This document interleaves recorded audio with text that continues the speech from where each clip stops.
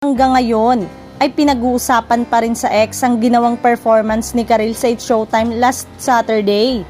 Mistulang nagkaisa nga ang madlang people at mga kapuso sa social media na kinabog ng powerful live song and dance spot ni Karil ang pinakitang performances ni Vice Ganda, Ann Curtis at Kim Chu sa opening number ng kanilang noontime show na nagsimula ng umere sa Channel 7 ng GMA Network noong April 6. Umani ito ng napakaraming positibong komento sa online world. Karil deserved the Best Performer Award sa opening number ng It's Showtime last Saturday. Napakagaling ni Karil.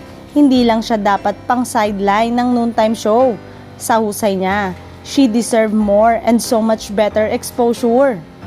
Ang galing ng control niya sa boses niya. Performer siya talaga. Grabe ang energy ni Karil. Husay niya grabe. Better than Kim and Vice. Showtime, ganyan dapat palagi. Please give Karil more exposure, di puro Vice, Kim and Ann. Itinodo ng araw ni Karil ang power niya sa nasabing performance. Dagdag na komento ng netizen.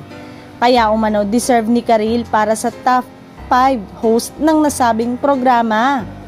Dating kapuso talent si Karil bago siya lumipat sa ABS-CBN at naging isang host ng It's Showtime.